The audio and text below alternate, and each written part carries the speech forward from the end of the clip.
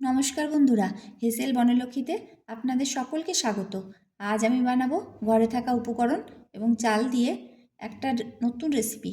তাই প্লিজ বন্ধুরা স্কিপ না করে আপনারা সম্পূর্ণ রেসিপিটি দেখুন আর এই রকম রেসিপি বানিয়ে নিন।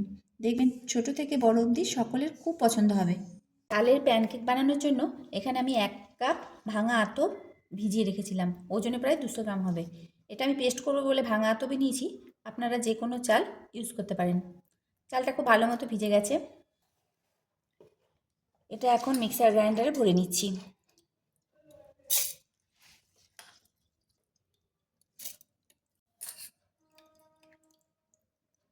প্রথমে জল না দিয়েই মিক্সার গ্রাইন্ডারে একবার গুঁড়ো করে নেব, তাহলে পেস্টটা ভালো মতো হবে। মিক্সিতে একবার পেস্ট করে নিলাম, এখন এর মধ্যে দিচ্ছি হাফ কাপ জল। জল দিয়ে আরেকবার পেস্ট করে নেব। পেস্টটা করে নেওয়ার পর এর মধ্যে দিচ্ছি 4টে কাঁচা লঙ্কা আর দিচ্ছি একটা বড় সাইজের আলু সেদ্ধ। আলুটা সেদ্ধ করে মেখে নিয়েছি। এখন এটা একসাথে আরেকবার মিক্সার গ্রাইন্ডারে চালিয়ে নেব। আলু সিদ্ধটা দিয়ে খুব ভালোভাবে একটা ফাইন পেস্ট তৈরি করে নিলাম। এরকম মোলায়েম পেস্ট তৈরি করে নিতে হবে। এটা এখন একটা পাত্রে ঢেলে নিচ্ছি। মিক্সারে বাটি ধোয়া জলটা এর মধ্যে দিয়ে দিচ্ছি।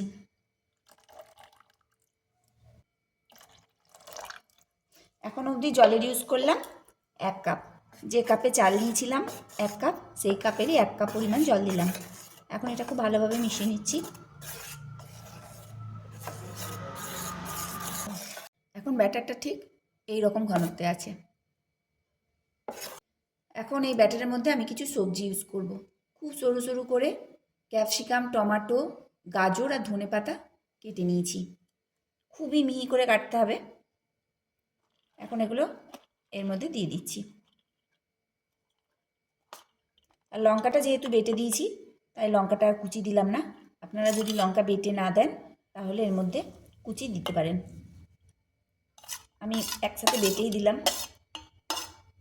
এখন এর মধ্যে দিচ্ছি পরিমাণ মতো লবণ। এবার খুব ভালোভাবে এগুলো মিশিয়ে নেব। এটা খুব সুন্দর একটা হেলদি খাবার। এই খাবার আপনারা বাচ্চাদের করে খাওয়াতে পারেন, টিফিনেও দিতে পারেন বানিয়ে। ব্রেকফাস্টেই বানিয়ে নিতে পারেন এই রেসিপি।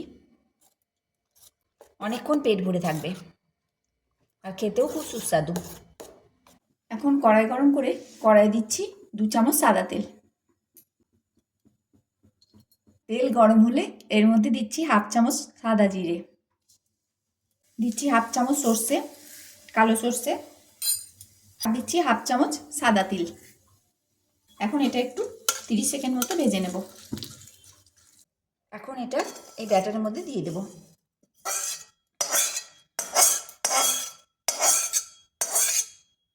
খুব ভালো করে মিশিয়ে নেব।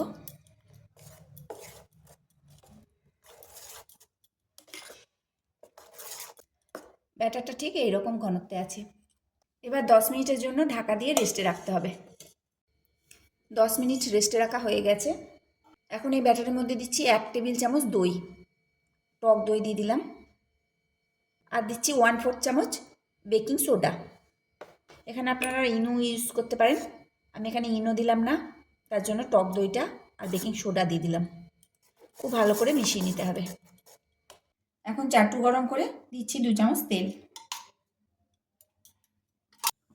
তেলটা একটু বেশি মনে হচ্ছে তাই 1 চামচ তেল তুলে নিলাম। তেলটা গরম হলে 2 হাতা করে ব্যাটার এর মধ্যে দিয়ে দিচ্ছি।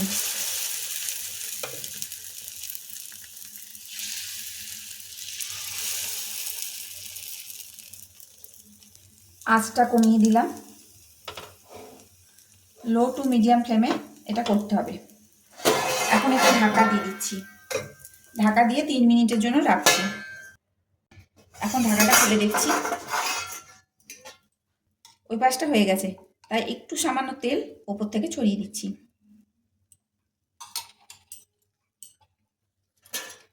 আর এটাকে উল্টে দিচ্ছি।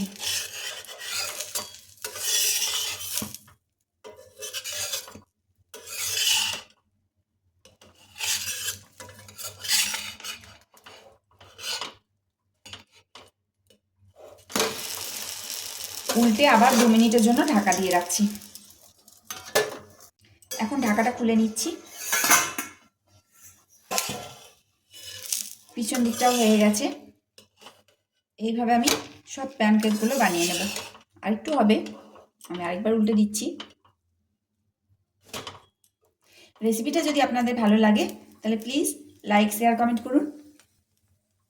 আর যে সকল নতুন বন্ধুরা এই ভিডিওটি দেখছেন তারা প্লিজ, যদি আপনাদের ভালো লাগে তাহলে চ্যানেলটিকে সাবস্ক্রাইব করুন। পাশে থাকা বেল আইকন অবশ্যই প্রেস করুন, যাতে নতুন নতুন ভিডিও আমি যখন ছাড়বো আপনাদের মোবাইলে আগে পৌঁছাই। এই প্যানকেকগুলো আমি তৈরি করব আর পরিবেশন করব টমেটো সস আর চিলি সসের সাথে। আমি আজকে চাটনি তৈরি করছি না, কিন্তু এটা ধনেপাতা চাটনি, বাদাম চাটনি, নারকেলের চাটনি, যে কোনো চাটনির সাথে খেতে খুব ভালো লাগে। তবে আমার সসের রেসিপি আমার চ্যানেলে দেওয়া আছে, টমেটো সস, চিলি সস, আপনারা প্রয়োজন মতো একটু দেখে নিতে পারেন। আমি প্যানকেকের দুদিকটাই দেখিয়ে দিচ্ছি। এই দেখুন, দুটো সাইডই এরকম হবে। এইভাবে আমি সব প্যানকেকগুলো ভেজে নেব। 1 চামচ করে তেল দিলেই হয়ে যাচ্ছে, বেশি দেওয়ার দরকার নেই। আর ব্যাটারটা প্রত্যেকবার দেওয়ার আগে একবার করে ঘেটে নিতে হবে, নইলে সবজিগুলো তলায় জমে যাবে। আবার 2 হাতা এর মধ্যে দিয়ে দিচ্ছি।